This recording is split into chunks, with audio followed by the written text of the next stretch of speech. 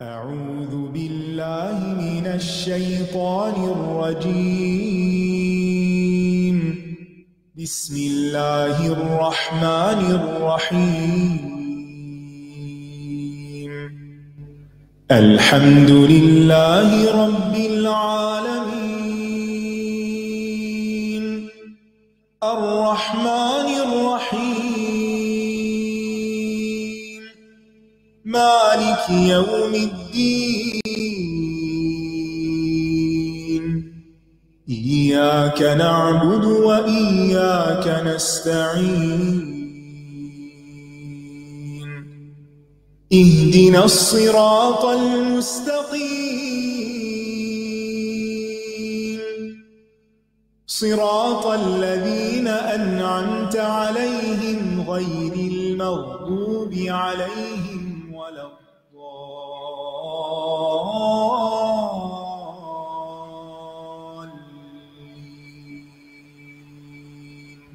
آمین آمین کیوں کہا ہے؟ السلام علیکم ورحمۃ اللہ وبرکاتہ۔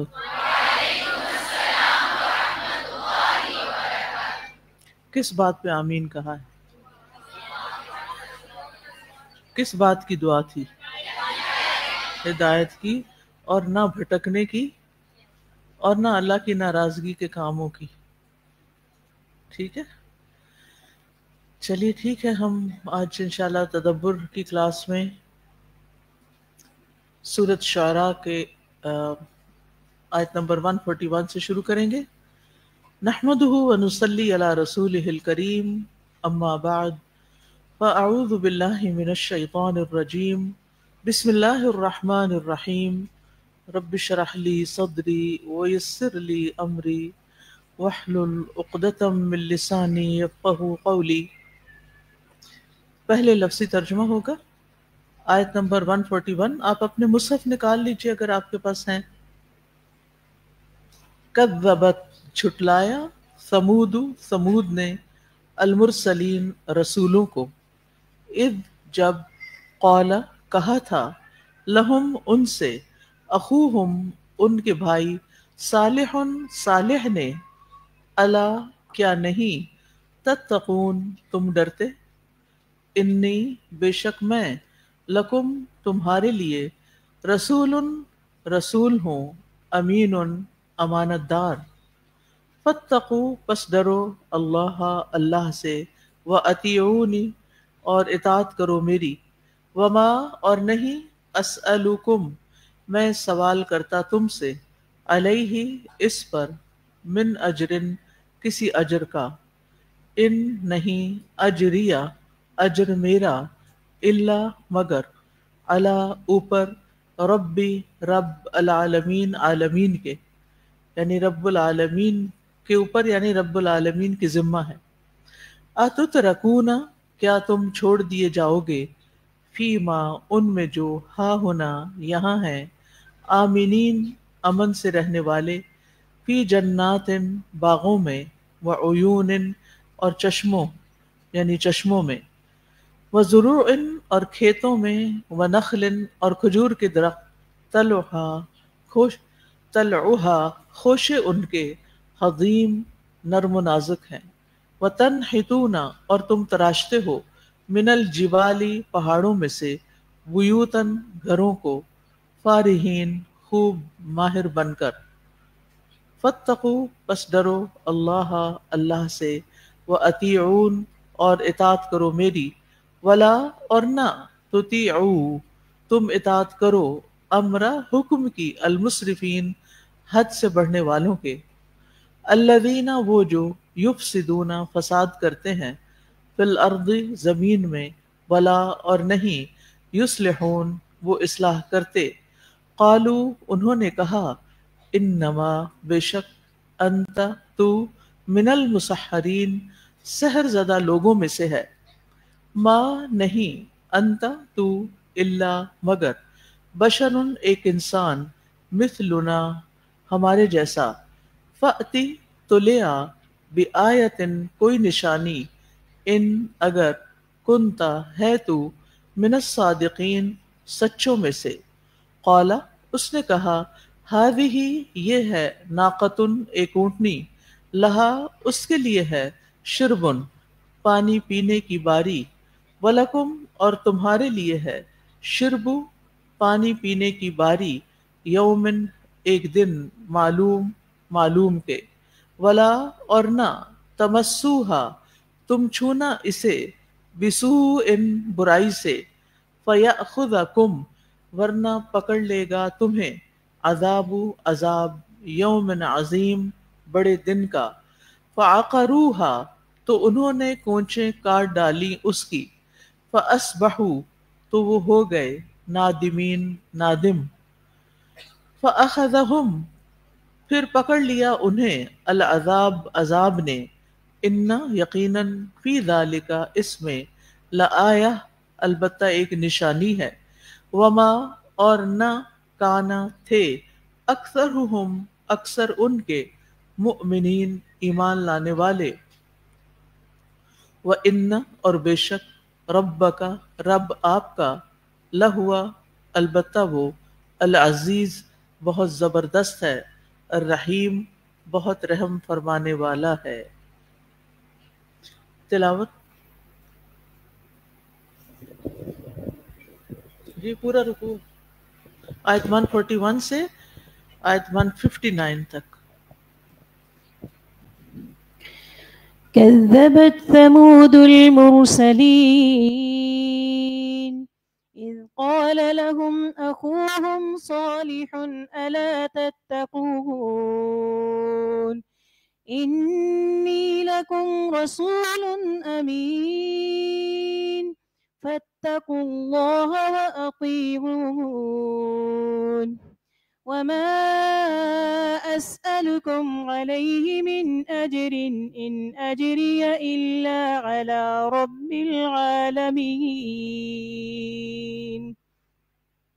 أتتركون فيما هاهنا آمنين في جنات وعيون وزروع ونخل طلعها هضيم وتنحتون من الجبال بيوتا فارهين فاتقوا الله وأطيعون ولا تطيعوا أمر المسرفين الذين يفسدون في الأرض ولا يصلحون قالوا إنما أنت من المسحرين ما أنت إلا بشر مثلنا فأت بآية إن كنت من الصادقين قال هذه ناقة لها شرب ولكم شرب يوم معلوم ولا تمسوها بسوء فيأخذكم عذاب يوم عظيم فعقروها فأصبحوا نادمين فأخذهم العذاب إن في ذلك لآية وما كان أكثرهم مؤمنين وإن ربك لهو العزيز الرحيم۔ جزاک اللہ خیر۔ ہم انشاءاللہ پہلے آیا 141 سے 145 تک کی آیات کی تفسیر کریں گے، پھر آگے بڑھیں گے۔ پڑھیے۔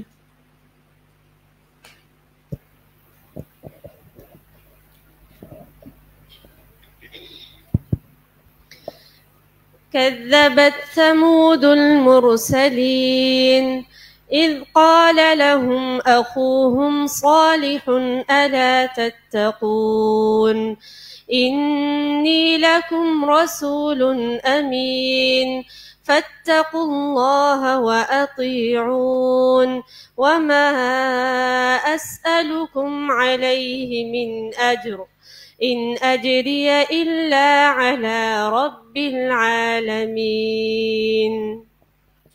قوم سمود نے بھی رسولوں کو جھٹلا دیا جب ان کے بھائی صالح نے ان سے کہا کیا تم ڈرتے نہیں ہو؟ بے شک میں تمہاری طرف ایک امانت دار رسول ہوں، بس اللہ سے ڈرو اور میری اطاعت کرو، اور میں اس پر تم سے کسی اجرت کا سوال نہیں کرتا، میرا اجر تو رب العالمین کے ذمہ ہے۔ کذبت ثمود المرسلین۔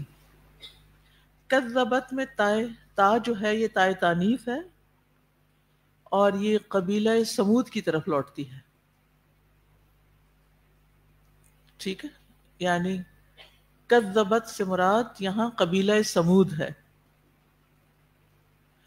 قوم عاد اولا کے بعد یہی قوم سمود جسے عاد ثانیہ بھی کہتے ہیں، یہ بہت مشہور ہوئی عربوں میں،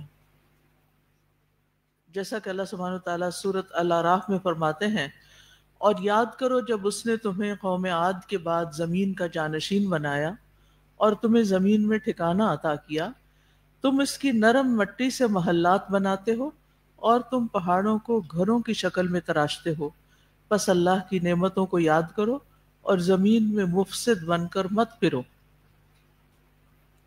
تو اسے یہ پتہ چلتا ہے کہ قوم سمود قوم عاد کے بعد آئی اور اسے عاد ثانیہ بھی کہا جاتا ہے، دوسری عاد، کیونکہ بہت ترقی یافتہ قوم تھی، قوم عاد کی طرح ایک طرح سے ان کی جانشین تھی، اسی لیے فرمایا وَاذْكُرُوا إِذْ جَعَلَكُمْ خُلَفَاءَ، یاد کرو جب ہم نے تمہیں اس قوم عاد کے بعد زمین کا جانشین بنایا۔ یہ قوم اپنے رنگ ڈھنگ، طور طریقوں اور جسمانی ساخت کے لحاظ سے قوم عاد کے مشابہ تھی، یعنی ان کی طرح تھی، یعنی ان کے طور طریقے تقریباً وہی تھے جو قوم عاد کے تھے۔ یہ بہت صحت مند، طاقتور، قدآور، مضبوط، تنومند اور مضبوط جسموں کے مالک تھے، اللہ تعالیٰ کی ہستی کے قائل تھے، لیکن شرک کے مرض میں بری طرح مبتلا تھے، اور اس کے ساتھ ساتھ ان کے اندر تکبر اور سرکشی پائی جاتی تھی۔ تو یہ پانچویں قوم ہے جس کا اللہ تعالیٰ نے سورۃ الشعراء میں ذکر کیا ہے۔ سب سے پہلے قوم موسیٰ کا ذکر کیا، پھر قوم ابراہیم کا، پھر قوم نوح کا، پھر قوم عاد اولا کا، اور پانچویں نمبر پر قوم عاد ثانیہ یعنی سمود کا۔ اس قوم کو اصحاب الحجر بھی کہتے ہیں، کیونکہ ان کے مسکن، ان کے علاقے کا نام ہجر تھا۔ ایک حجر ہوتا نا پتھر، یہ حجر وہی اسپیلنگ ہے لیکن ہجر۔ سورۃ الحجر بھی ہے قرآن مجید میں، اس میں ان کا قصہ تفصیل سے آتا ہے۔ تو یہ جو ہجر کا علاقہ ہے یہ حجاز اور شام کے درمیان واقع ہے، تقریباً 300-400 کلومیٹر لمبا اور 100 کلومیٹر چوڑا، یعنی کافی بڑا علاقہ ہے، اور اس راستے پر واقع ہے جو مدینہ سے تبوک کی طرف جاتا ہے۔ یعنی اگر آپ مدینہ سے ٹریول کریں ٹورڈز تبوک تو راستے میں آئے گا یہ، اور آج کل یہ مدائن صالح کے نام سے مشہور ہے۔ یہ لوگ عرب تھے، ٹھیک ہے، یہ عرب لوگ تھے۔ نبی صلی اللہ علیہ وسلم تبوک جاتے ہوئے ان کے مساکن یا ان کے مقامات سے گزرے تھے۔ تو اس قوم نے کیا کیا؟ کذبت ثمود المرسلین، رسولوں کو جھٹلا دیا۔ جھٹلایا تو انہوں نے صالح علیہ السلام کو تھا، لیکن کہا گیا کہ سارے رسولوں کو جھٹلا دیا، کیونکہ ایک رسول کا انکار سب کا انکار ہے۔ شابش، بالکل۔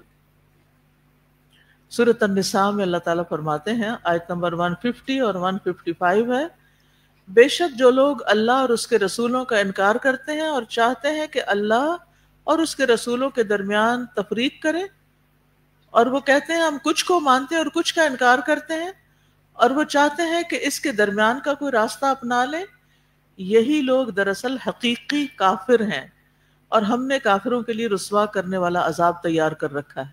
تو اس سے کیا پتہ چلتا ہے کہ اگر کوئی صرف ایک رسول کو بھی جھٹلاتا ہے، سب کو مانتا ہے لیکن ایک کو نہیں مانتا، جیسے آپ دیکھیں نصارہ حضرت عیسیٰ علیہ السلام تک سب کو مانتے ہیں لیکن کس کو نہیں مانتے؟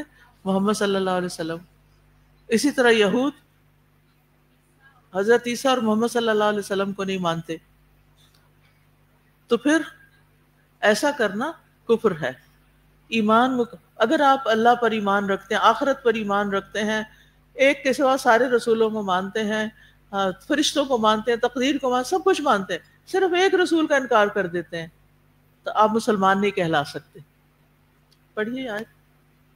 ان الذین یکفرون إن الذين يكفرون بالله ورسله ويريدون أن يفرقوا بين الله ورسله ويقولون نؤمن ببعض ونكفر ببعض ويريدون أن يتخذوا بين ذلك سبيلا أولئك هم الكافرون حقا وأعتدنا للكافرين عذابا مهينا. جزاک اللہ خیر. کسی نے میری ویڈیو بنائی، جس نے بنائی ہے میں اسے ریکویسٹ کرتی ہوں اسے ڈیلیٹ کر دے. میں پردہ کرتی ہوں اور میں اپنی ویڈیوز اور اپنی تصویریں اس طرح کسی اور کو نہیں دیتی، اور ویسے بھی کسی کے لیے جائز نہیں کہ وہ کسی کی بھی تصویر، چاہے کوئی عورت ہو، مرد ہو، بچہ ہو، کسی کی بھی، اس کی بغیر اجازت کے لے، کیونکہ اس کا جسم اس کا ہے، آپ کا نہیں ہے کہ آپ اس کو جس چاہیں اینگل سے لے لیں، اور یہ خیانت ہوگی. اسی وقت اس کو ڈیلیٹ کریں. اور اگر آپ ایسے ہی کرتے ہیں تو پھر میں نقاب لے کے پڑھانا شروع کر دوں، کیونکہ بہت زیادتی کی بات ہے. کسی سے محبت اور عقیدت کا یہ مطلب نہیں ہوتا کہ آپ اس کی پرائیویسی میں دخل اندازی کریں.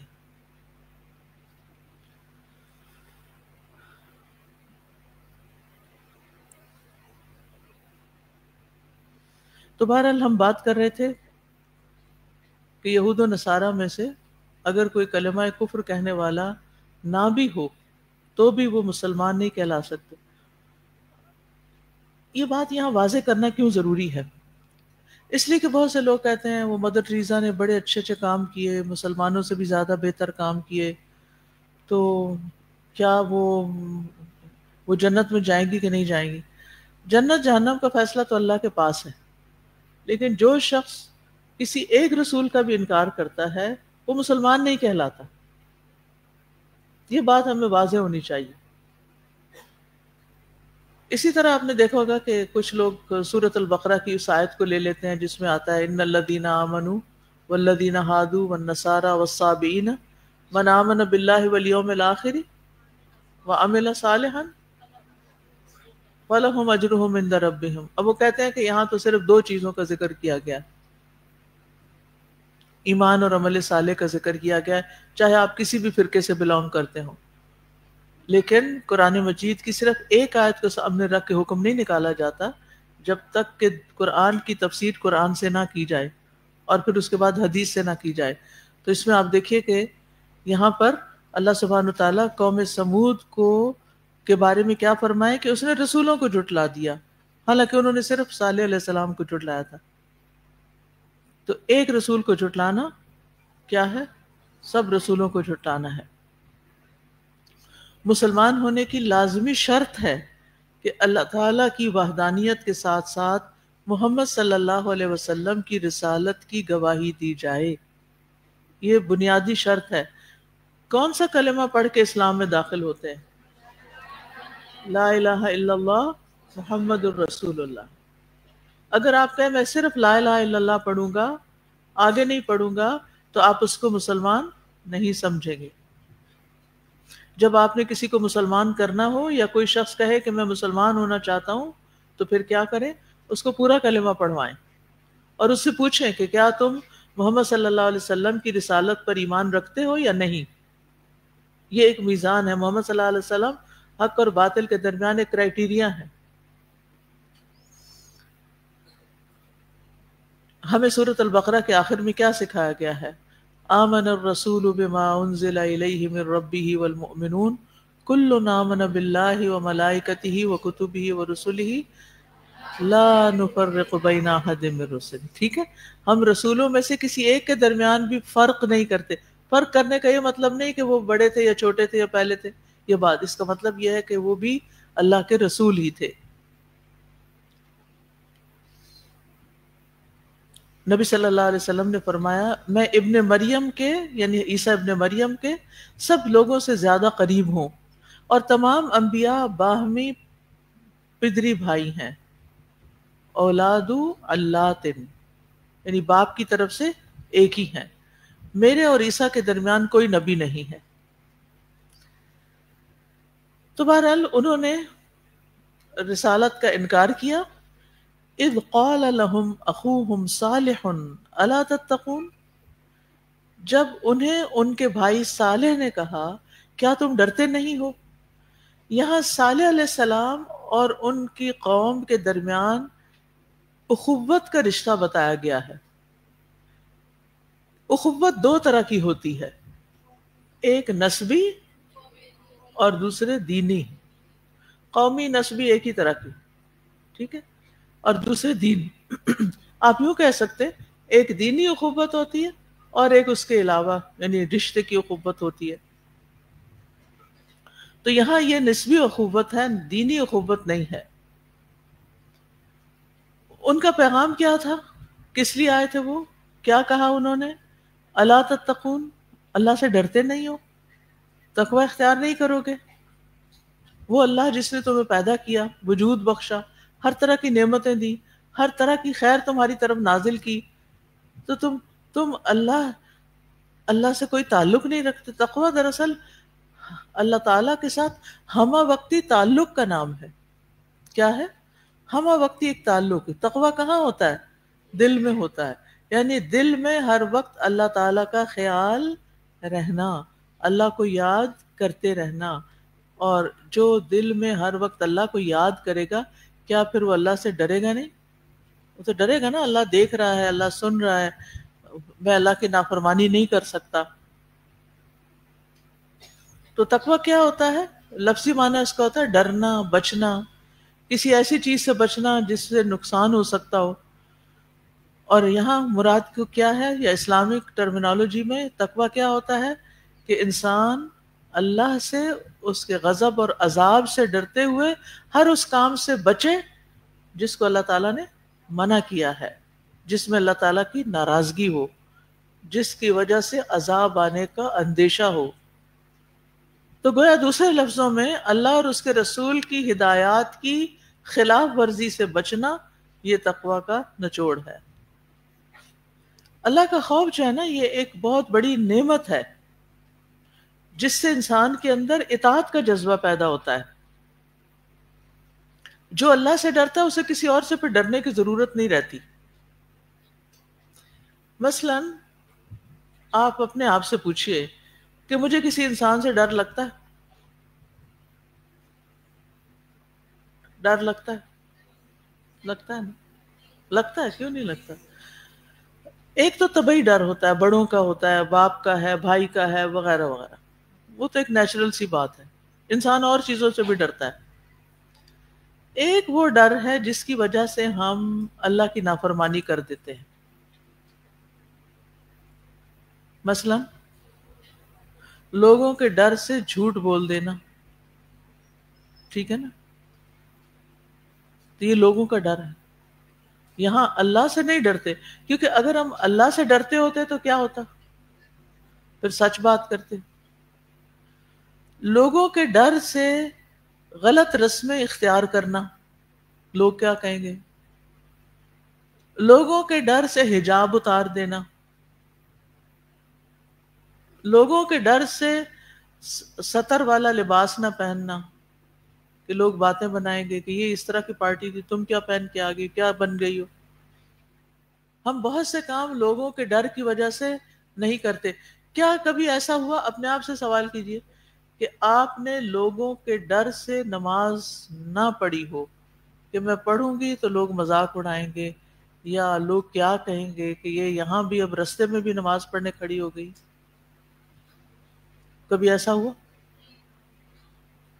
ایسا ہوتا ہے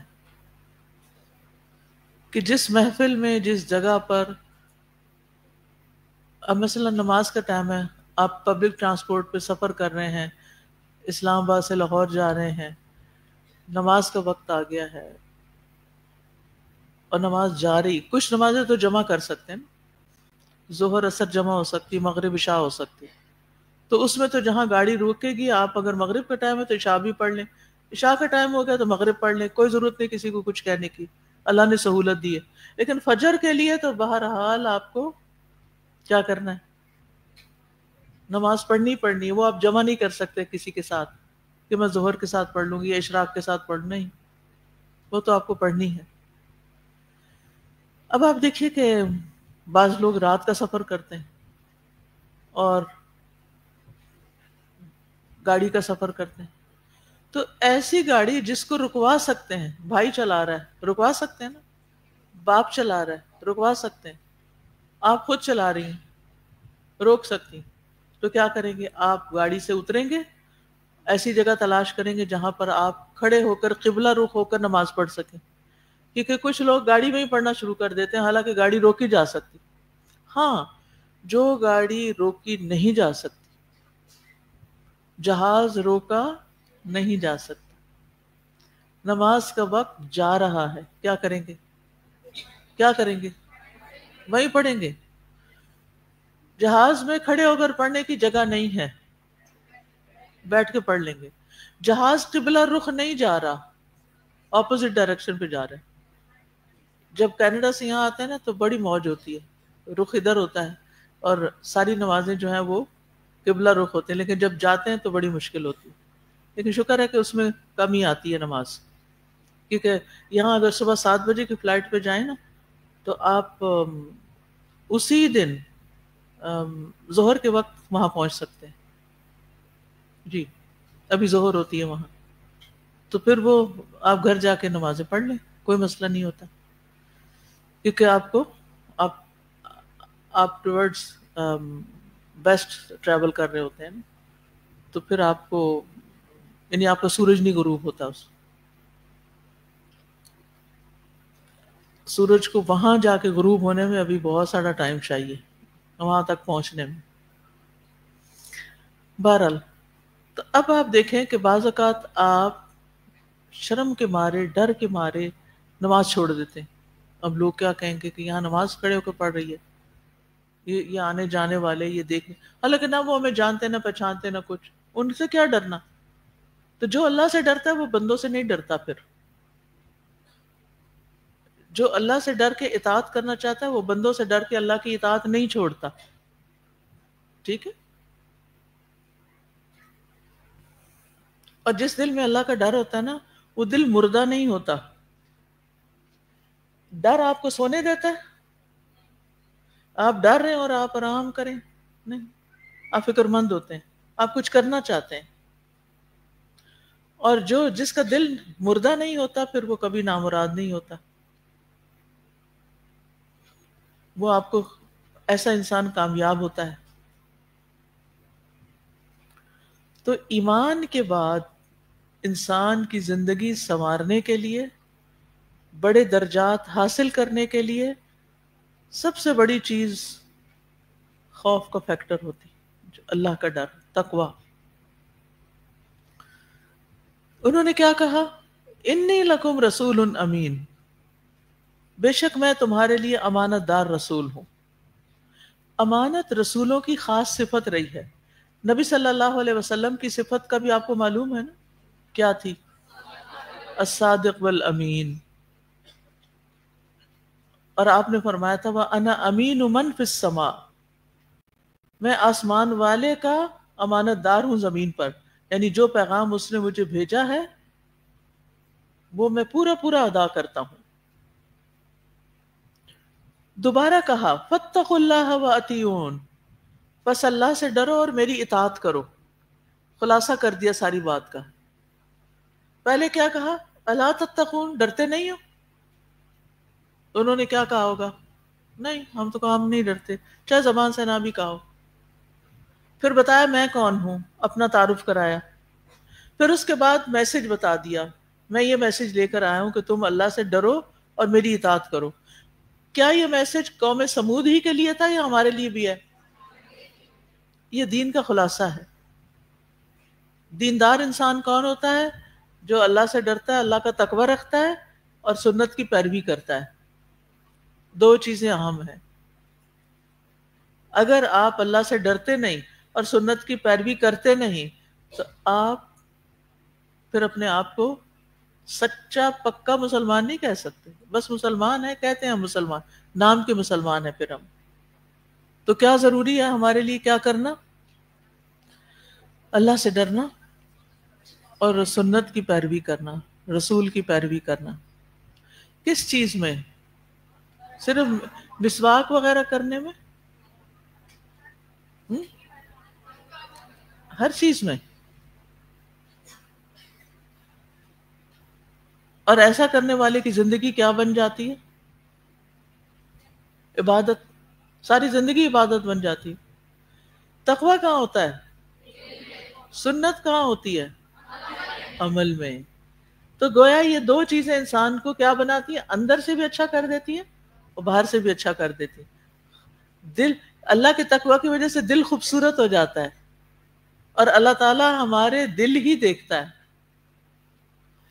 ابھی قربانیاں کی نا آپ نے، تو اس میں آتا ہے نا کہ لن ینال اللہ لحومها ولا دماؤها ولکن ینالہ التقوی منکم. اللہ کو نہ ان قربانیوں کا خون پہنچتا ہے نہ گوشت پہنچتا ہے، لیکن اس کو تمہارا تقوی. کس دل سے قربانی کی، کس محبت سے، کس جذبے سے، کس شوق سے قربانی کی، وہ یہ دیکھتا ہے. نیت کیا تھی تمہاری قربانی کرنے میں؟ تو وہ ہمیشہ ایک حدیث میں بھی آتا ہے اللہ تعالیٰ نہ تمہاری صورتیں دیکھتا ہے نہ تمہارے مال دیکھتا ہے، بلکہ وہ تمہارے دل اور تمہارے اعمال دیکھتا ہے. دل کیا ہے؟ تقوی والے، اور اعمال کیا ہے؟ سنت والے. یہ دو چیزیں مطلوب ہیں ہم سے. لہٰذا ہمیں اس چیز کی پوری نیت کر لینی چاہیے کہ میں نے اپنی زندگی اندر باہر کے بیلنس کے ساتھ مسلمان کی حیثیت سے گزارنی ہے. دل میں اللہ کی محبت رکھنی ہے، اللہ کا ڈر رکھنا ہے، اللہ پہ بھروسہ کرنا ہے، اللہ سے تعلق رکھنا ہے. کل میں نے بتایا تھا کہ کیا انڈیکیٹر ہے کہ ہمارا تعلق اللہ سے مضبوط ہے کہ نہیں، کہ ہر حال میں ہر موقع پر ہم اللہ کو یاد کرتے ہیں کہ نہیں. ٹھیک ہے. اور پھر ظاہر میں چاہے کھانا ہو، چاہے سونا ہو، چاہے جو بھی چیزیں ہو، حتی الوسع کوشش کرنی چاہیے کہ ہم سنت کے طریقوں کو اپنائیں. جو سنت کے طریقے کو اپنائے گا وہ بائیں ہاتھ سے کھائے گا؟ کھڑا ہو کے کھائے گا؟ نہیں. بہت سی چیزیں ہیں. میں آپ کو ریکمینڈ کروں گی کہ جب آپ کا قرآن مکمل ہو جائے تو ایک دفعہ زندگی میں بخاری ضرور پڑھ لیں، حدیث کا کورس ضرور کریں، تاکہ آپ کو پتہ چلے کہ نبی صلی اللہ علیہ وسلم کی سیرت، سنت، زندگی، اخلاق، اعمال، معاملات کیا تھے. اور انسان جو جو وہ حدیث پڑھتا چلا جاتا ہے نا، ریلیکس ہوتا چلا جاتا ہے، دل خوشی سے بھر جاتا ہے. میں قرآن پڑھا کے بھی انجوائے کرتی ہوں، لیکن جو حدیث پڑھا کر خوشی ہوتی ہے ایک خاص قسم کی، وہ بیونڈ امیجنیشن ہے. کیونکہ اس سے انسان ایک اس کے سامنے ایک رول ماڈل ہوتا ہے نا، ایک ہیومن بینگ ہوتا ہے جس کے اچھے اخلاق ہوتے ہیں. آپ دیکھیے کہ انسانوں میں ہم اچھے لوگوں کو تلاش کرتے ہیں نا. پھر ہم کبھی بڑے بڑے لیڈرز کے کہانیاں پڑھتے ہیں، حالات پڑھتے ہیں، ان سے انسپائر ہوتے ہیں. لیکن ان سب میں نمبر 1، یہ صرف مسلمانوں کی گواہی نہیں، وہ کون سی کتاب ہے جو The Hundreds میں نمبر 1 جس نے محمد صلی اللہ علیہ وسلم کو رکھا، مائیکل ہارٹ کی. اس نے دنیا کے بے شمار لوگوں کی سیرت اکٹھی کی اور ان کا جب مطالعہ کیا تو نبی صلی اللہ علیہ وسلم کو نمبر 1 رکھا کہ سب سے زیادہ کامیاب اور عظیم انسان وہ ہے. تو آپ دیکھیں کہ ہمیں تو گھر سے یہ سب کچھ مل گیا کہ عظیم ترین انسان کے ساتھ ہمارا تعلق ہو. انسان جب ان کے بارے میں پڑھتا ہے، ان کے بارے میں سیکھتا ہے اور خاص طور پر مجھے نبی صلی اللہ علیہ وسلم کا جو انسانوں کے ساتھ تعلق اور معاملہ اور رویہ تھا بڑا فیسینیٹ کرتا ہے، اور دوسری طرف رب کے ساتھ جو تعلق تھا، اور آپ نے کر کے دکھایا. اللہ ہمیں بھی کچھ کرنے والا بنا دے. تو بہرحال انہوں نے کہا فاتقوا اللہ واتیون، دو کام کرنے ہیں، اللہ سے ڈرنا ہے اور میری بات ماننی ہے. اور ان کی بات کیا تھی کہ وہ لوگوں کو اللہ کی توحید کی طرف بلاتے تھے، جیسا کہ سورۃ الاعراف کی آیت 73 میں آتا ہے. اور قوم سمود کی طرف ان کے بھائی صالح کو بھیجا. اس نے کہا اے میری قوم، اللہ کی عبادت کرو، اس کے سوا تمہارا کوئی معبود نہیں. اب یہ مطالبہ کیا تھا صالح علیہ السلام نے اپنی قوم سے کہ تم کیا کرو، میری بات مانو. اور وہ بات کیا تھی؟ آیت پڑھیے.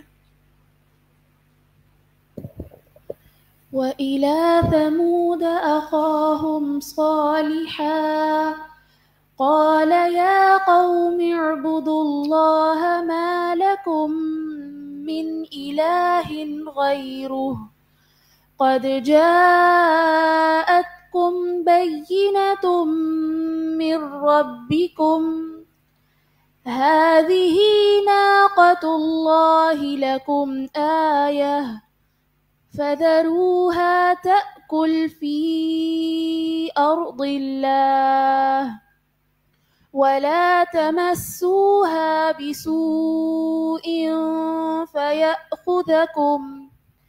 فَيَأْخُذَكُمْ عَذَابٌ أَلِيمٌ.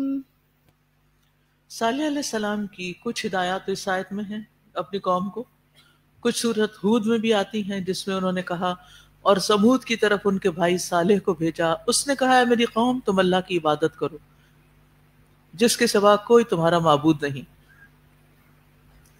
ہر پیغمبر کی یہی دعوت رہی ہے کہ لوگوں کو اللہ کی عبادت کی طرف بلایا، اپنی عبادت کی طرف نہیں. اور پھر اور کیا کہا؟ وہی ہے جس نے تمہیں زمین سے پیدا کیا اور اسی میں تمہیں آباد کیا. فاستغفروہ، بس اس سے بخشش مانگو. یہ اس بات کا حکم دیا انہوں نے. پھر اس کی طرف لوٹ آؤ، یعنی جو گناہ ہو گیا اس سے توبہ کرو اور اللہ کی طرف پلٹ آؤ، اللہ کی اطاعت کرو. بے شک میرا رب بہت قریب ہے، جواب دینے والا ہے. ان ربی قریب مجیب. پھر انہوں نے کہا وما اسألکم علیہ من اجر ان اجری الا علی رب العالمین. میں تم سے اس پر کسی اجر کا سوال نہیں کرتا، میرا اجر تو رب العالمین کے ذمہ ہے. آپ کو یاد ہوگا کہ پچھلی دفعہ میں نے اس آیت پر کافی تفصیل سے روشنی ڈالی تھی کہ انبیاء خالصتاً اللہ کی رضا کے لیے تبلیغ کا کام کرتے تھے. وہ اس کے صلے میں بدلے میں لوگوں سے دنیا کا مطالبہ نہیں کرتے تھے. یعنی میں تم سے کوئی دنیا کا مال نہیں مانگ رہا، تم سے کسی چیز کا مطالبہ نہیں کر رہا، میں تم سے وہ سب کچھ نہیں چاہتا جن نعمتوں میں تم رہ رہے ہو. تو انبیاء کا مطمع نظر کیا ہوتا ہے؟ اللہ کو راضی کرنا، جنت کے حصول کی خاطر تبلیغ کا کام کرنا. وہ اپنا اجر آخرت میں چاہتے ہیں، رب کی رضامندی اور قربت چاہتے ہیں. فی مقعد صدق عند ملیک مقتدر، اللہ تعالیٰ کا قرب چاہتے ہیں. انبیاء کے نزدیک دنیا کی کوئی حقیقت نہیں تھی، نہ وہ دنیا کے لیے لڑتے تھے اور نہ ہی دنیا میں کوئی جاہ اور نہ ہی کوئی مقام چاہتے تھے. اور وہ متکبرین سرکش لوگوں سے ان کے مال و دولت یا ان کے عہدے یا ان کی کوئی چیز ان سے چھیننا نہیں چاہتے تھے. یعنی تم اپنی چیزیں اپنے پاس رکھو، اپنے جو تمہارے منصب ہیں، مقام ہیں، تمہارا ایک نام ہے، وہ سب اپنے پاس رکھو، بس میری بات مان لو اور اللہ کے بن جاؤ. اللہ تعالیٰ نے نبی صلی اللہ علیہ وسلم کو بھی یہی حکم دیا. سورۃ سبا کی آیت نمبر 47 میں آتا ہے کہہ دیجئے جو اجرت بھی میں نے تم سے مانگی ہے تو وہ تمہارے ہی لیے ہے. یعنی اول تو میں نے مانگی نہیں، اور اگر تم سمجھتے ہو کہ میں نے کچھ مانگا ہے تم سے یا میرا کوئی مقصد ہے تو وہ پھر تم ہی رکھ لو، مجھے مت دو. میرا اجر تو اللہ کے ذمہ ہے اور وہ ہر چیز پر خوب گواہ ہے. قل ما سألتكم من أجر فهو لكم إن أجري إلا على الله وهو على كل شيء شهيد. ان آیات سے کیا سیکھا آپ نے؟ اب ذرا آپ بتائیے مجھے پہلی بات کیا سیکھی؟ جی آپ بیٹا بولیے، مائک دیجیے ان کو.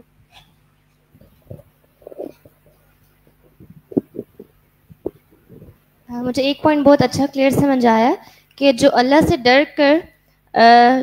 ڈرتا ہے وہ بندوں سے نہیں ڈرتا، اور جو اللہ سے ڈر کر اطاعت کرتا ہے وہ بندوں کے ڈر سے اللہ کی اطاعت نہیں چھوڑتا.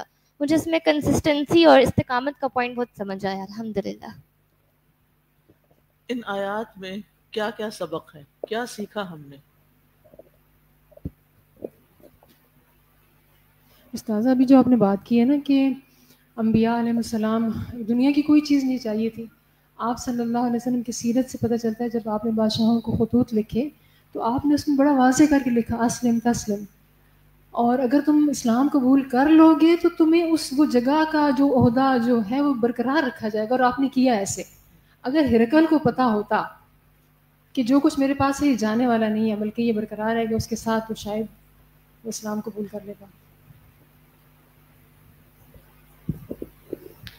استاذہ میں سوچ رہی تھی کہ آپ کے پاس وہ کون سی پاور ہوتی ہے جو آپ کو گناہ چھوڑنے پہ مجبور کرتی ہے. تو مجھے ابھی سمجھ آ رہا ہے کہ وہ خوف خدا، وہ اتنی بڑی طاقت ہے کہ وہ بنی اسرائیل میں بھی ایک واقعہ آتا ہے، جو شخص بالکل زنا کرنے کے قریب تھا اور اس نے جب واسطہ دیا تو وہ اس نے چھوڑ دیا.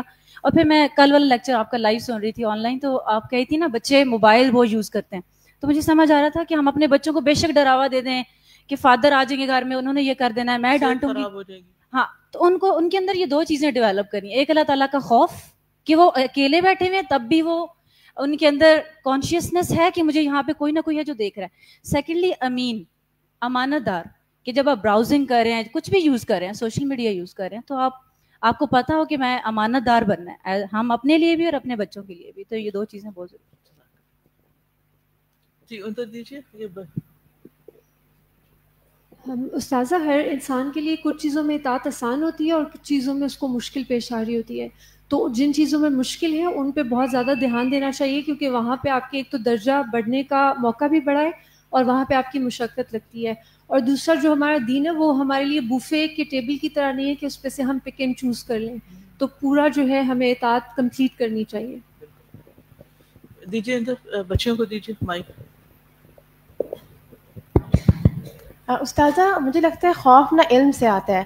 جب میں ٹریول کرتی ہوں نا، گھر جاتی ہوں، کافی لمبا سفر ہوتا ہے اور نارملی رات کی میری ٹکٹ ہوتی ہے، تو شروع میں تو نماز مس ہو جاتی تھی، لیکن جیسے جیسے ایمان گرو کرتا رہا تو میں نے ان سے بات کی، میں نے کہا میں نماز نہیں چھوڑوں گی. اور اب کیا ہوتا ہے الحمدللہ کہ وہ صرف روکتے نہیں ہیں بلکہ وہ بولتے ہیں کہ یہ بچی ہے، مطلب کیونکہ میں ایک ہی بس سروس سے جاتی ہوں، اور کہتے ہیں ان کو جگہ دیں. تو الحمدللہ اللہ کے ساتھ کوئی محرم نہیں ہوتا، لیکن وہ ایمان کی طاقت اور جو اسلامک گیٹ اپ ہے اس کی وجہ سے، اور مجھے دیکھ کے الحمدللہ اور اسٹوڈنٹس بھی نماز پڑھ ہوتے ہیں الحمدللہ. جی پیچھے دیجیے، ہاتھ کھڑا کیجیے. السلام علیکم. یہ ہے نا آیت انی لکم رسول امین، تو امین کے بارے میں میں نے کہیں پہ پڑھا تھا کہ امانت داری آپ کی زندگی میں اتنی ضروری ہے کہ وہاں پہ لکھا ہوا تھا کہ امانت داری بکتی ہے، امانت داری کی قدر ہوتی ہے. آپ کے پاس زندگی میں کوئی اسکل نہیں ہے نا، لیکن اگر ایمانت داری ہے زندگی میں، اگر کوئی کرپٹ کمپنی بھی ہے نا، وہ بھی اپنا سی ایف او جو ہے وہ ایمانت دار رکھے گا کہ پیسہ چاہیے اور پیسے کے لیے امانت داری بہت ضروری ہے. اور دوسرا یہ ہے کہ الا تتقون کا جو ورڈ ہے، اگر آپ قرآن لیتے ہو، آپ اللہ سے ڈرتے ہو، لیکن اگر آپ محبت بھی کرتے ہو نا تو آپ کے اندر کانفیڈنس آ جاتا ہے. اور جب انسان کے اندر کانفیڈنس آتا ہے تو پھر وہ لوگوں سے ڈرتا نہیں ہے ایسی چھوٹی چھوٹی باتوں میں. اگر آپ اپنی بات واضح نہیں کرو گے، آپ ڈرو گے، آپ خود اپنی بات کلیئر نہیں کرو گے، پورا قرآن پڑھنے کے بعد بھی آپ لوگوں کو غلط صحیح کے وہ نہیں بتاؤ گے، تو لوگ آپ کو کبھی بھی سیریس نہیں لیں گے، وہ آپ کی بات نہیں سنیں گے. بالکل. پیچھے دیجیے، ہاتھ کھڑا پیچھے. میں آیات کا سیکوینس دیکھ رہی تھی کہ اللہ تعالیٰ نے پہلے ذکر کیا تقویٰ کا، پھر امین کا ذکر کیا. یعنی اگر تقویٰ ہوگا تو آپ امانت دار ہوں گے، آپ تقویٰ کے بغیر امانت دار نہیں ہو سکتے. اس کے بعد پھر اللہ تعالیٰ نے تقویٰ کا ذکر کیا اور پھر اطاعت کا ذکر ہوا کہ اگر آپ کے اندر تقویٰ ہوگا تو وہ آپ کے اندر اطاعت پیدا کرے گا، اس کے بغیر آپ کے اندر اطاعت بھی نہیں آ سکتی. تو ہر چیز تقویٰ سے لنک کر رہی ہے. اوکے، جزاکم اللہ خیر. تو بہرحال ہم نے ان آیات سے جو اہم باتیں سیکھی وہ یہ کہ ایک نبی کی تکذیب سب انبیاء کی تکذیب ہوتی ہے. انبیاء کا تبلیغ کا طریقہ کار پتہ چلا کہ کس طرح وہ توحید کی دعوت سے آغاز کرتے ہیں اور اللہ کی اطاعت کی طرف بلاتے ہیں، اور پھر یہ کہ تمام رسولوں کی فکر اور منہج ایک ہی ہے. ٹھیک ہے، چاہے وہ کسی بھی زبان یا قوم سے تعلق رکھتے ہوں، لیکن سب کی ایک ہی بات تھی. سب کی رسالت کا ایک ہی مقصد تھا، ایک ہی مضمون تھا، ایک ہی فکر تھا، ایک ہی اصول تھا، ایک ہی نظریہ تھا. نیکسٹ 2 آیاز بلکہ 3 148 تک پڑھیے شمیم.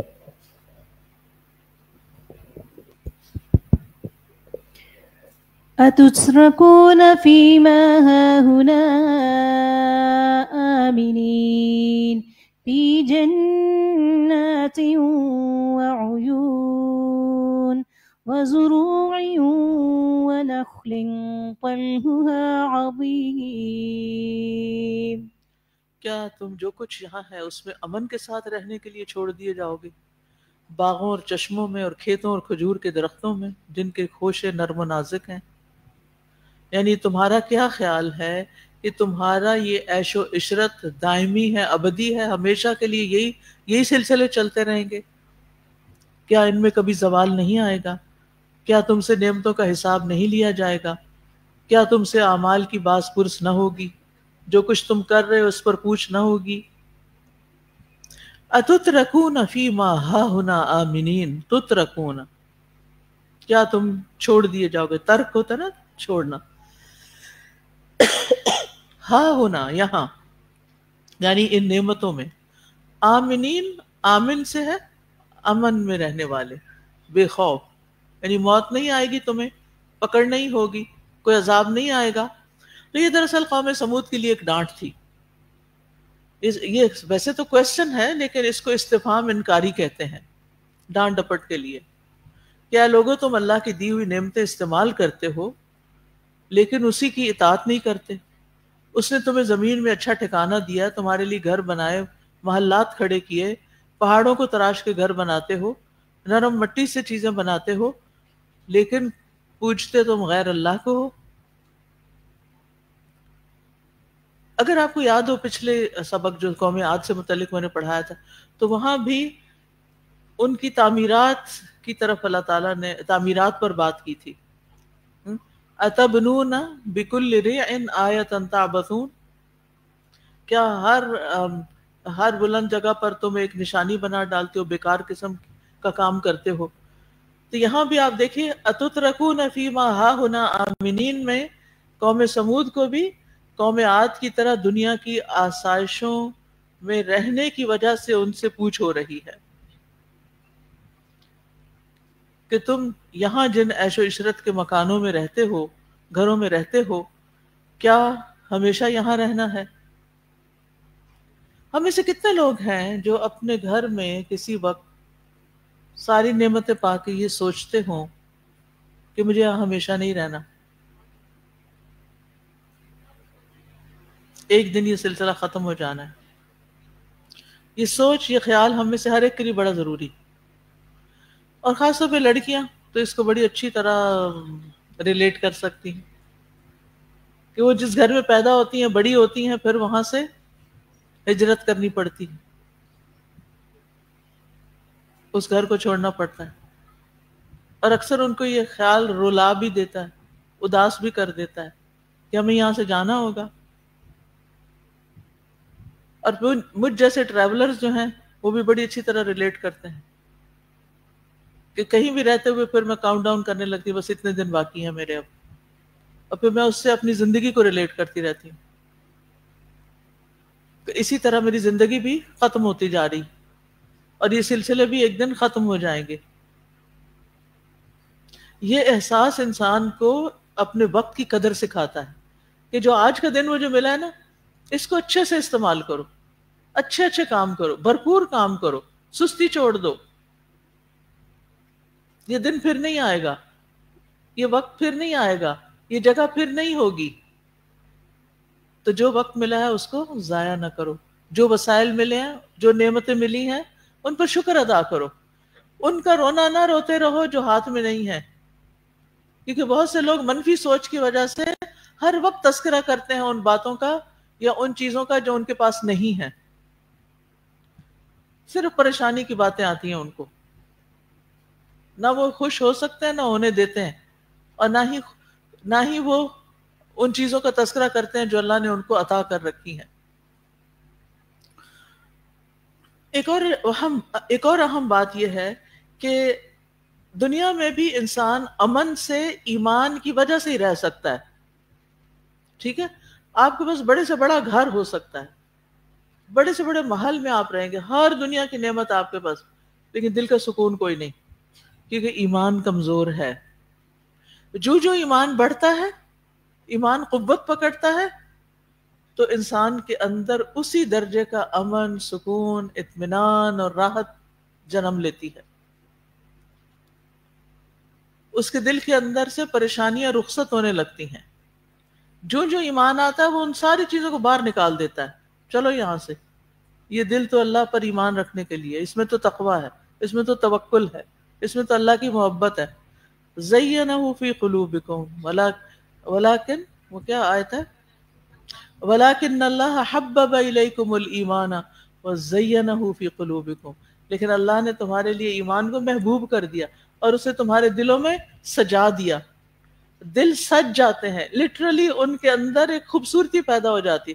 سجی ہوئی چیز, سجاوٹ کی بات کی گئی, زینہ مزین کیا.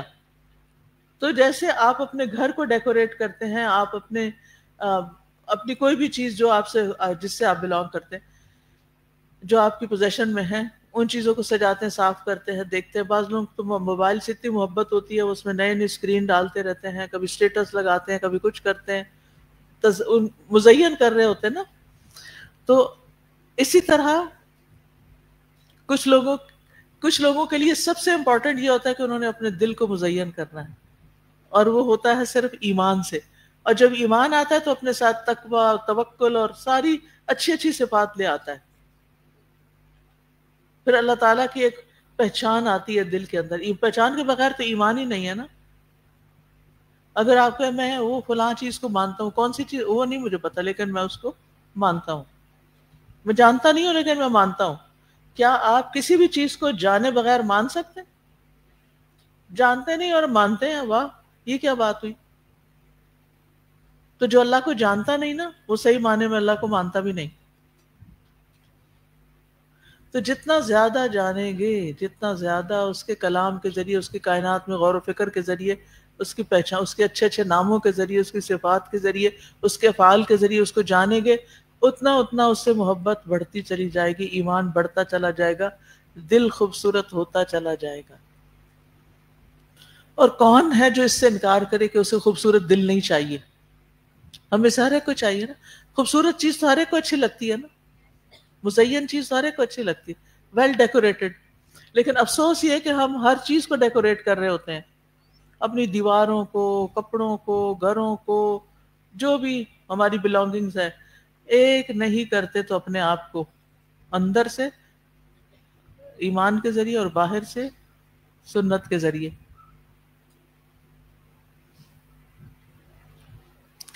یہ بتائیے, لمبے ناخن رکھنا سنت میں سے ہے؟ واقعی؟ پھر کیوں رکھتے ہیں؟ اگر یعنی ابھی بات ہوئی نا کہ اپنے ظاہر کو سنت سے مزین کریں نا, باطن کو ایمان سے کریں, ظاہر کو سنت سے کریں.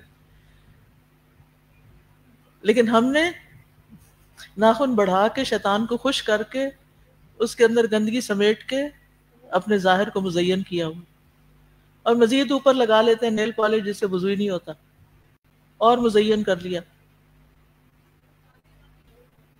اور کالے رنگ کی نیل پالش, جی ہاں میں حیران ہوتی ہوں اس کی کیا لاجک ہے, یہ کس کو ریپریزنٹ کرتی ہے؟ اللہ نے تمہارے ناخن اوریجنلی کالے نہیں بنائے, خوبصورت بنایا, جو اتنا لائٹ کلر, اتنا خوبصورت کلر ہے, اگر آپ کو نیچر سے پیار ہو نا، کوئی رنگ تھپنے کی ضرورت ہی نہیں پڑتی، آپ کو وہی اچھے لگتے صاف ستھرے سے. بہرحال یہ تو ایسے راہ چلتے بات آ گئی بیچ میں. تو امن سب چاہتے ہیں، لیکن وہ چیزیں جو امن دیتی ہیں ان کی طرف نہیں جاتے. حیرت کی بات، امن چاہیے بھی، اور جہاں امن ملے گا وہ چیز نہیں چاہیے، اس کے لیے کوشش نہیں. اس سے پہلے بھی میں آپ کو یہ بات بتا چکی ہوں کہ کسی نے مجھ سے سوال کیا تھا کہ ایمان بڑھانے کا طریقہ بتائیں. کئی چیزیں ہیں اس میں، لیکن سمپل سی بات ہے، اگر یہ یاد رکھیں کہ لاسٹ ٹائم کس چیز سے آپ کا ایمان بڑھا تھا، وہ کون سا کام تھا جس کو کرنے سے ایمان بڑھا تھا، اس کو ریپیٹ کر لیجئے. اگر لو فیل کر رہے ہیں نا، اس کو ریپیٹ کر لیں، ایمان بڑھنے لگے گا. کچھ ڈرنکس ہوتے ہیں نا جن کو پی کے ہمیں انرجی ملتی ہے، تو جب ہم لو فیل کرتے ہیں تو کیا کرتے ہیں؟ اٹھتے ہیں، جا کے فریج کھولتے ہیں اور وہ نکال کے کالا سا شربت پیتے ہیں.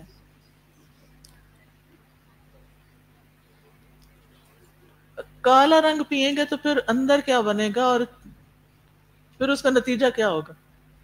پھر کہتے ہیں چھائیاں دور کرنے کے لیے کوئی طریقہ بتا دیں. پہلے یہ تو بتائیں کھایا کیا تھا.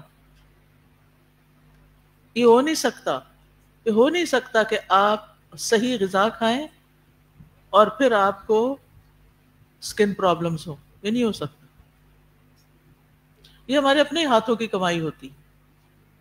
تو اس وقت بیوٹی ٹپس تو نہیں میں آپ کو دے سکتی لیکن یہ ہے کہ ہم سب کو ایمان بڑھاتے رہنے کی ضرورت ہے، اور اس حال میں دعا کریں، ہم اس حال میں اللہ سے ملیں کہ ہمارا دل ایمان سے بھرا ہوا ہو اور ہم اللہ سے مل کے خوش ہو جائیں اور وہ ہم سے خوش ہو جائیں. اور اگر دل ایمان سے خالی ہوا نا، دنیا میں بھی مزہ نہیں آئے گا کسی چیز کا، اور آگے تو پھر اللہ سے ملاقات پتہ نہیں کیسے ہوگی. تو یاد رکھیے، کفر، شرک، بدعت، نافرمانیوں سے ایمان گھٹتا ہے، بڑھتا نہیں ہے.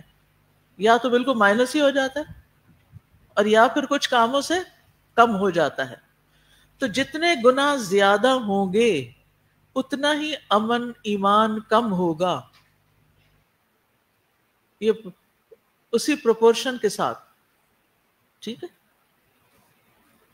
یہ بالکل ایسا جیسے ترازو ہوتا ہے نا. اب تو خیر اس طرح کے اسکیلز رہے بھی نہیں، کسی ریڈی والے کے پاس جانا پڑے گا. شاید اب وہ بھی اپ ٹو ڈیٹ ہو گئے ہیں، وہ ڈیجیٹل اسکیلز رکھتے ہیں.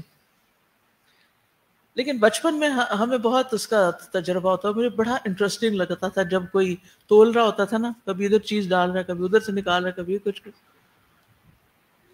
تو ایک ترازو ہے نا، تو آپ نے اگر نہیں دیکھا تو کہیں چلے گوگل کر کے ہی دیکھ لیں کہ جو دیسی یا ٹریڈیشنل ترازو ہوتا ہے وہ کیسا ہوتا ہے. اس کے بیچ میں ڈنڈی ہوتی ہے اور دو طرف رسیوں کے ساتھ یا سنگلیوں کے ساتھ دو پلڑے ہوتے ہیں نا ترازو کے. جب ایک پلڑے میں کچھ ڈالتے ہیں تو دوسرا پلڑا اوپر جانے لگتا ہے. اب جب آپ گناہوں میں پڑتے ہیں اس کا پلہ بھاری ہوتا ہے، تو ایمان کا پلہ، امن کا، سکون کا پلہ ہلکا ہو جاتا ہے، اوپر چڑھ جاتا ہے. پھر آپ کیا کرتے؟ پھر آپ سوچتے نہیں اس کو نیچے لانا ہے، اس کو وزنی کرنا ہے. تو اس کے لیے کیا نکالنا پڑے گا؟ اس میں سے گناہوں سے توبہ کرنی پڑے گی، ان کو باہر نکالنا پڑے گا. تو وہ خود بخود پلڑا جھکتا جائے گا، ایمان بڑھتا جائے گا. تو یاد رکھیے، گناہ جتنے زیادہ ہوں گے امن اور ایمان اتنا ہی کم ہوگا.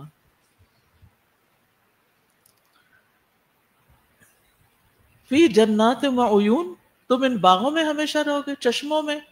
یہ ساری نعمتیں ایسے ہی ملی رہیں گی. شاداب وادیوں میں رہو گے. اور یہ عیون بھی پڑھا گیا ہے اور عیون بھی پڑھا گیا ہے کسرہ کے ساتھ. ابن کثیر، زکوان، شعبہ، حمزہ اور کسائی نے عیون پڑھا ہے. جنات یعنی باغ جن کے گرد دیوار ہوتی ہے اس کو جنت کہتے ہیں. کھجوروں کے درختوں کی بھی باڑ ہو سکتی. یعنی جنت کون سا باغ ہوتا ہے؟ جس کے ارد گرد باڑ ہوتی ہے. یعنی خوبصورت باغ ہوتا ہے نا، وہ پروٹیکٹڈ باغ ہوتا ہے، اس کی باؤنڈری واضح ہوتی ہے، آپ کو پتا ہوتا ہے کہ کہاں تک آپ کی حدود ہیں. تو یہ باغ اور چشمے باغوں کے اندر تالاب اور چشمے، اور کتنا خوبصورت سین ہوتا ہے نا. کچھ لوگ تو آرٹیفیشلی بناتے ہیں، باغ کے اندر فوارہ لگاتے ہیں، جھرنے لگتے ہیں. وزروع ونخل، اور کھیتیاں اور کھجوروں کے درخت، طلعها حضیم، جن کے خوشے نرم و نازک ہوتے ہیں. طلع طلوع سے ہے، خوشہ جو سب سے پہلے طلوع ہو جاتا ہے پودے کے اندر سے. کبھی پودا لگایا ہے، پھر اس کو روز دیکھا ہے بڑھ رہا ہے، اور جب صبح آپ اٹھتے ہیں اور دیکھتے ہیں اس نے ایک پتا نکال لیا، اور اسمائل منہ پہ آتی ہے کہ نہیں؟ خود بخود آتی ہے. آپ باہر نکلتے ہیں نا صبح، جب میں واک کرنے کے لیے باہر نکلتی ہوں، میں آسمان کو دیکھتی ہوں، کوئی بادل جا رہے تھے، آج تو اتنا خوبصورت سین تھا، دیکھتے ہی پھر انسان مسکرانے لگا. کوئی آس پاس نہیں مسکرا، اکیلے مسکرا رہے ہیں اللہ کی قدرت پہ. آگے جاتے ہیں، او آج تو یہ پتے نکل آئے، یہ رنگ، یہ پھول، یہاں سے یہ، اچھا یہ انار اتنے بڑے ہو گئے ہیں، فلاں چیز اتنی، وہ ایسا ہو گیا، وہ ویسا ہو گیا. ایک ایک چیز کو دیکھتے جاتے ہیں، اسمائل کرتے ہیں، پھر آگے جاتے، پھر اسمائل کرتے، پھر اسمائل کرتے، پھر اسمائل کرتے. تو میں سوچتی ہوں کہ اللہ کی قدرت کی نشانی ایک ایسی چیز ہے کہ جو انسان کا سارا غم ثقافت سب کچھ نکال دیتی، لیکن ہم نیچر سے کنیکٹ نہیں کرتے، جس کی وجہ سے بس جس کمرے میں سوئے اسی میں اٹھے، نہ کھڑکی کھولی اور نہ فریش ایئر لی، اور نہ آسمان دیکھا، نہ زمین دیکھی، نہ پھول، نہ پتے، نہ کچھ. اور جن غموں کو لے کے سوئے تھے انہی غموں کو لے کے پھر اٹھ گئے، اور پھر انہی غموں کو لے کے پھر دوبارہ چادر لپیٹ کے سو گئے. یہ کوئی زندگی ہے؟ اللہ نے اس لیے ہمیں پیدا کیا ہم یہ لائف سٹائل اختیار کریں؟ نہیں، اس سے باہر نکلنا ہے. ایک مجاہد کی سی زندگی، جس کی ساری زندگی میں ایک سٹرگل ہوتی ہے، دل نہیں بھی چاہ رہا ہوتا، پش کرتا ہے اپنے آپ کو، انیشیٹو لے سکتا ہے کسی بھی کام کو کرنے کا. اور حزیم کا لفظ جو ہے نا، یہ ہضم کرنے سے ہے. اس کا معنی ہوتا ہے کسی چیز کو کم کرنا، گھٹانا، بھیجنا، نچوڑنا. اور یہ جو ہمارا نظام ہضم ہے، اس سے سب کچھ ہو رہا ہوتا ہے. تو یہاں کھجور کے ایسے خوشے جو پھلوں سے لد کے جھک گئے ہوں، جن کے پھل پکنے کے بعد نرمی اور رطوبت کی وجہ سے پھٹے پڑ رہے ہوں. سکری رطب کھائے کبھی؟ رطب، جس کو اردو میں کیا کہتے ہیں رطب کو؟ نرم کھجور جو ہوتی ہے نا، بس ہاتھ میں لے تو ایسے منہ میں رکھے تو ایک دم پگھل جاتی ہے. ایک ہوتی ہے جو چبا کے کھانی پڑتی ہے، اس کو چبانے کی ضرورت نہیں ہوتی. جو کچی کھجور نہیں ہوتی ہے، ایک تو بالکل کچی سخت والی ہوتی ہے نا، وہ نہیں، ڈوکے بھی جن کو کہتے ہیں میرا خیال ہے. تو یعنی اللہ سبحانہ وتعالیٰ نے اس کو ڈسکرائب بھی کیا ہے کہ کیسی کھجوریں، اتنی مزے کی کھجوریں ہیں تمہاری لگی ہوئی، تم سمجھتے ہو یہ ہمیشہ ایسے ہی ہم انجوائے کرتے رہیں گے، کھاتے رہیں گے. اب نعمتیں تو بہت سی ہیں، اس میں خاص کھجور کا ذکر کیوں؟ کیونکہ عربوں کے یہاں کھجور کی بڑی اہمیت تھی، ان کی تو صبح شام کھجور کے ساتھ ہوتی ہے. اور قوم سمود کا علاقہ پہاڑیوں کے دامن میں تھا، وادیاں بہت زرخیز تھیں، پہاڑوں سے سارا پانی اتر کے وادیوں میں آ جاتا، جا بجا پانی کے میٹھے چشمے تھے، کھیتیاں اور باغات بہت تھے، ہر طرح کے پھل اور اعلیٰ قسم کی کھجور تھی. دنیا کی شان و شوکت میں رہ رہے تھے وہ، گھر بھی بڑے بڑے، باغ بھی اور پھل بھی. تو اس چیز احساس اپنے ان کے ماحول سے ان کو یاد دہانی کرائی کہ اگر تم نے اللہ کو نہیں مانا، رسول کی بات نہیں مانی، تو یہ سب کچھ ہمیشہ نہیں رہے گا. پھر ایک دن فرشتہ آئے گا، گرفتار کر کے لے جائے گا، پکڑ کے لے جائے گا. تو بہرحال جو خلاصہ ہے ان آیات کا وہ یہ کہ جتنی نعمتیں زیادہ ہوں اتنا ہی شکر بھی زیادہ ہونا چاہیے. دوسری بات یہ کہ امن ایمان کی وجہ سے ملتا ہے. ایمان ضائع ہو تو امن بھی چلا جاتا ہے، ایمان ہوگا تو امن ملے گا، ایمان نہیں تو امان نہیں. ایک امان اور ایک امن دونوں اسی روٹ سے ہے. اور دنیا میں رہتے ہوئے، نعمتوں میں رہتے ہوئے اللہ تعالیٰ کے سامنے پیش ہونے کی تیاری کرنی چاہیے. نعمتوں میں دل نہیں لگا لینا چاہیے، نعمتوں کے غلام نہیں بن جانا چاہیے. یہ نہیں کہا کہ نعمتیں چھوڑ دو یہ گھر بار نکل جاؤ کہیں، ان میں ہی رہو، لیکن اللہ کو یاد کرو. اور دنیاوی نعمتیں پر ملنے پر کیا کرنا چاہیے؟ اللہ سے ڈرنا چاہیے اور رسولوں کی بات ماننی چاہیے. اور دنیا سے بے رغبتی ہونی چاہیے. ابراہیم بن ادھم کہتے ہیں آزاد شریف انسان دنیا سے نکلنے سے پہلے ہی دنیا سے نکل چکا ہوتا ہے، یعنی اس کا دل دنیا میں نہیں ہوتا، دنیا سے جانے سے پہلے ہی دنیا سے نکل چکا ہوتا ہے. تو بہرحال رسول اللہ صلی اللہ علیہ وسلم نے بھی فرمایا تھا دنیا سے بے رغبت ہو جاؤ، اللہ تم سے محبت کرے گا، اور جو لوگوں کے پاس ہے اس سے بھی بے نیاز ہو جاؤ، لوگ تم سے محبت کریں گے. لوگوں سے لالچ نہ رکھو. ٹھیک ہے، انشاءاللہ نیکسٹ ویک کرنا لی زندگی دی تو آگے پڑھیں گے. سبحانک اللہم و بحمدک اشہد ان لا الہ الا انت استغفرک و اتوب الیک. السلام علیکم ورحمۃ اللہ وبرکاتہ.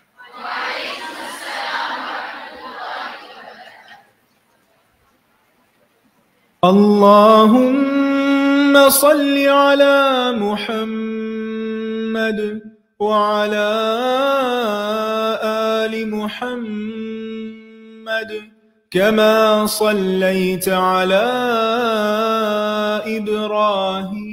إبراهيم وعلى آل إبراهيم إنك حميد مجيد. اللهم بارك على محمد وعلى آل محمد كما باركت على إبراهيم وعلى آل إبراهيم إنك حميد مجيد.